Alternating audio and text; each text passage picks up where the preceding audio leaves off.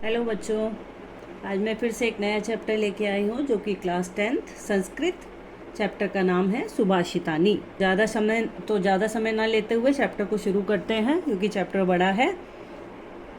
यह जो पाठ है ये 10 श्लोक जो होते हैं उनका संग्रह है, जिनको संस्कृत के बहुत सारे अलग अलग ग्रंथों से संकलित इकट्ठा करके लिया गया है।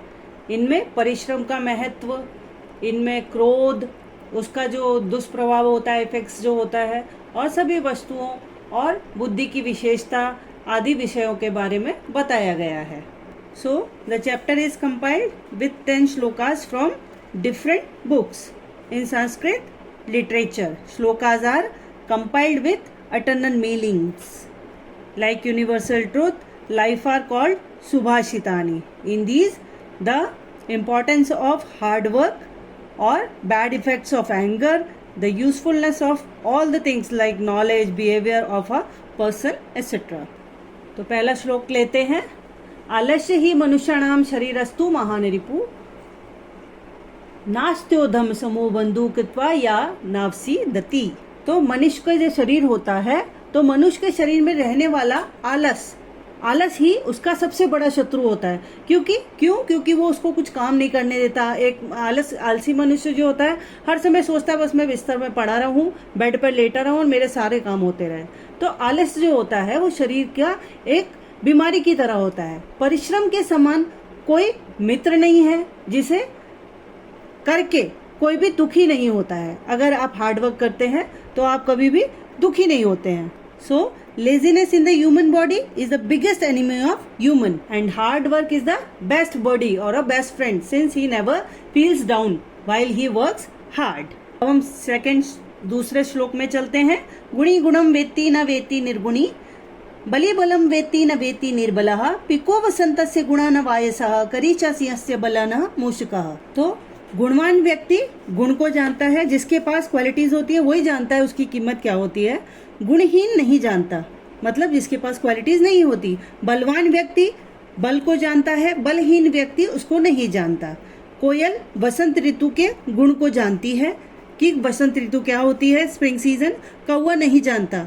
हाथी सिंह के बल को जानता है और चूहा उस बल को नहीं जानता। So a virtuous person knows the importance of virtue, but a person without virtue does not know. A strong person knows the importance of force, a weak person does not know. And the cuckoo know the importance of spring season. The crow does not know. The elephant knows the strength of the lion and the mouse does not know. तीसरा श्लोक लेते हैं। निमित्त मुद्देश्य हे यह प्रकृत्यति ध्रुवम सा तस्यापगमे प्रसीदति अकारण द्वेषी मनुष्यत्य यस्य वै कथम जनस्तम परितोष्य यशति। इसका अर्थ है जो बिना कारण के, किसी भी कारण के जो क्रोध करते हैं, निश्चित रूप से उस कारण के समाप्त होने पर जब वो रीजन खत्म हो जाता है तो उसका क्रोध, उसका एंगर भी शांत हो जाता है। परंतु जिसका मन बिना किसी कारण के किसी से द्वेष करता है, किसी के ऊपर गुस्सा करता है, मनुष्य उसे कैसे संतुष्ट रह सकता है? उससे वो खुश नहीं रह सकता कभी भी। सो he who becomes extremely angry for some reason gets happy at the end of that reason. But how will a man be satisfied if someone whose mind is envious of someone without any reason? अब हम fourth श्लोक लेते हैं। उदीरतो अर्था पशूनापि ग्रहते हयाश्च नगाश्च वहन्ति बोधिता अनुक्तमयोति पंडितो जनः परोक्तिक ज्ञान फला ही बुद्ध्यः। इसका अर्थ है, जैसे कहा गया है कि पशु भी हमारी जैसे कुछ साइन लैंग्वेज, कुछ बातों को समझते हैं, जैसे हम उनसे बोलते हैं।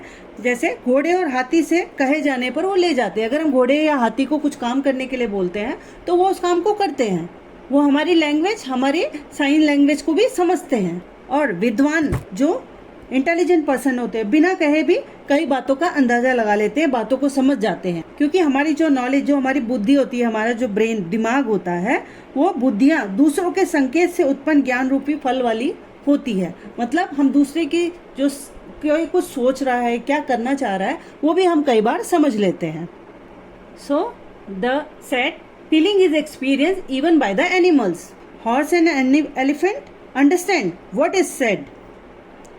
the knowledgeable guesses the untrue. So the wise are those who can read other people's sign. Like wisdom is the fruit of knowledge produced by the sign of others. अब हम 5वां श्लोक लेते हैं. क्रोध ही शत्रु प्रथमो नारायणम दहे स्तो देह विनाशन यथा स्थिता काष्ठगतो ही वही सह एव बहिर्दहति शरीरम.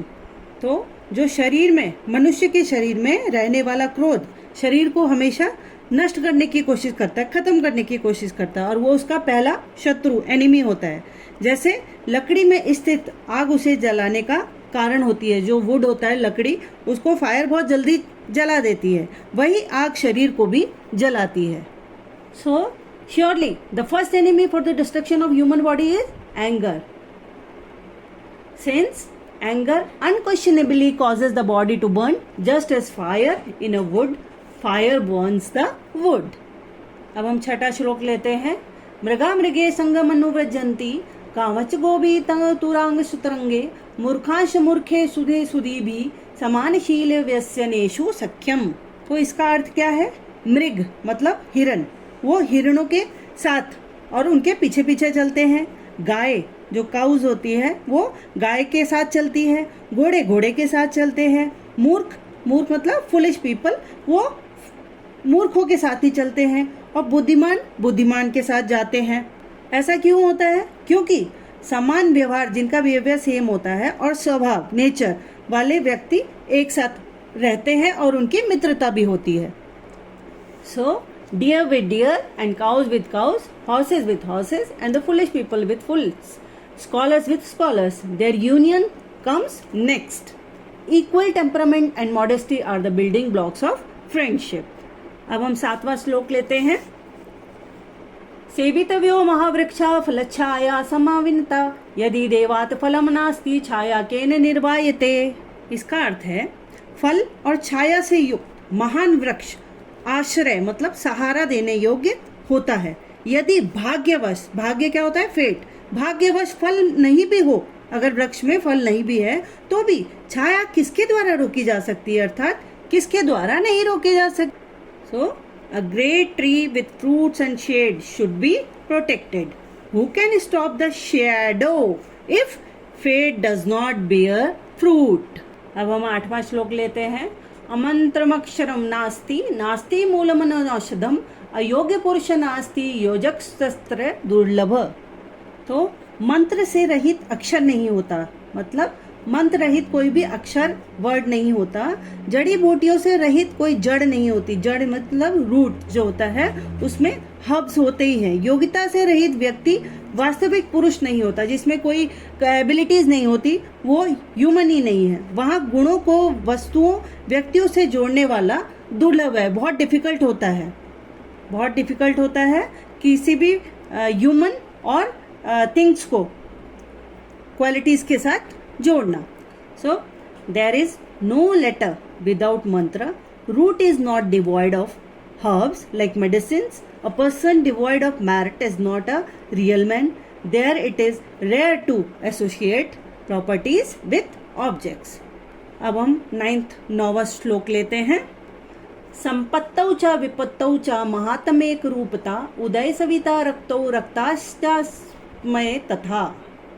सो धनवान होना अथवा धनहीन होना, चाहे आपके पास पैसे हो चाहे ना हो, होने पर महान लोगों की एक रूपता और उनकी जो कार्यशीलता होती है जैसे होती है. जैसे उदय होते हुए भी सूर्य जो होता है, सूरज जो होता है रेड लाल रंग का होता है, और अस्त होते समय भी वो जो सनसेट होता है तो भी वो रेड कलर का होता है. सो बीइंग रिच और poor means the uniformity of great people. For example, sun is red when it rises and sun is red when it sets. अब हम आखिरी दोहा लेते हैं 10th. विचित्रे खलु संसारे नास्ति किंचरेत्नर्थम अश्वच्छेद धावने वीरा भारस्य वहने खरः. इसका मतलब है निश्चय ही इस विचित्र संसार में, जो ये अनोखा है, हमें वर्ल्ड एक देखा है हमने संसार, इसमें कुछ भी निरर्थक बेकार नहीं है, वेस्ट नहीं है. यदि घोड़ा दौड़ने में उपयोगी है तो गधा भार उठाने में भी उपयोगी होता है. सो certainly nothing is meaningless in the strange world. If the horse is brave in running, then the donkey is capable of carrying the load. तो बच्चों कैसी लगी आप लोगों को एक्सप्लेनेशन? अच्छी लगी तो लाइक कीजिए, शेयर कीजिए, सब्सक्राइब कीजिए। बाय बाय बच्चों।